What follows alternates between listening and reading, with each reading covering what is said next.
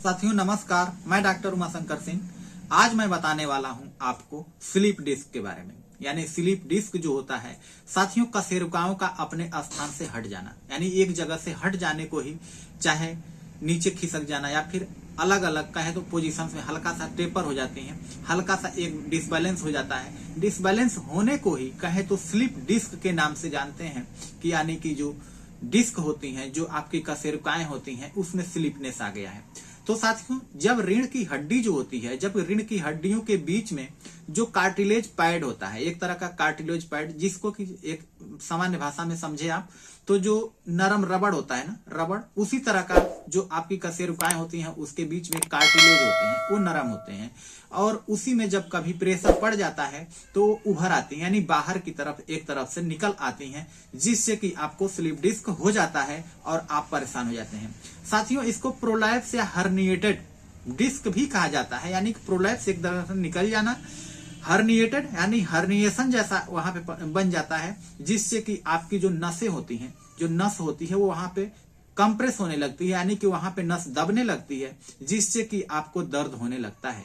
आपकी जो नसें होती हैं उस पे दबाव होने की वजह से जिससे कि आपको दर्द होता है और उसके साथ साथ सुन्नता होती है और उसके साथ साथ प्रभावित क्षेत्र में कमजोरी भी देखने को मिलती है। अगर आपकी नसें दब रही हैं, सियाटिक नर्व भी ऐसे ही होता है। जो सियाटिका होता है वो भी नर्व कंप्रेशन की वजह से ही होता है, यानी कि आपकी जब वहां पे नस दबती है साथियों, कहें तो एक तरह से L4 L5 और S1 S2 के आसपास वहीं पे नस दबती है, जिससे कि आपको सियाटिक पेन देखने को मिलता है और आपकी सियाटिक पेन वहां पे होने लगती है। तो साथियों, स्लीप डिस्क जो होता है इसका परिचय आप इस तरह से समझें कि जो आपकी कशेरुकाएं होती हैं वो 26 होती हैं, यानी कि 26 होती हैं। तो उसमें क्या क्या होती है ये देखिए, 26 कशेरुकाएं, एक कशेरुका तथा दूसरे कशेरुका के बीच उपस्थित कार्टिलेज जो पैड होता है, जिसके कि अपने स्थान से हटती नहीं है और एक दूसरे के साथ रगड़ भी नहीं खाती हैं। कभी कभी यह पैड घिस जाता है। जब ये कशेरुका अपने स्थान से हट जाती हैं और रगड़ खाती रहती हैं, तो इसी को कशेरुका का अपने स्थान से हट जाना या स्लीप डिस्क कहते हैं। इनके अपने स्थान से हटने के कारण इस अवस्था की नर्व कशेरुकाओं के बीच दब जाने से दर्द करने लगता है। बहुत से लोग कमर के किसी भी दर्द को स्लीप डिस्क के नाम से कह देते हैं, लेकिन ऐसा नहीं होता है।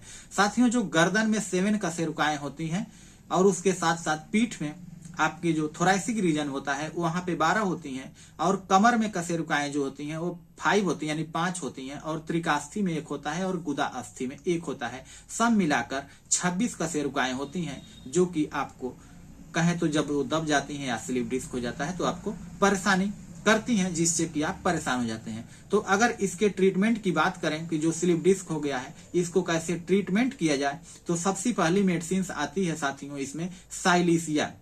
जो साइलिसिया मेडिसिन होती है बहुत ही बेहतरीन काम करती है। तो रोगी के रीढ़ की हड्डी में टीबी हो जाने पर, जिसे पोर्ट्स डिसेज या स्पॉन्डिलाइटिस या फिर कहें तो कैरियस ऑफ स्प्ने कहा जाता है, इस रोगी को साइलिसिया औषधि की 6x शक्ति में दें तो बहुत ही बेहतर रिस्पांस आपको देखने को मिलेगा, जिससे कि आपकी जो स्लीप डिस्क है वो ठीक हो जाएगी।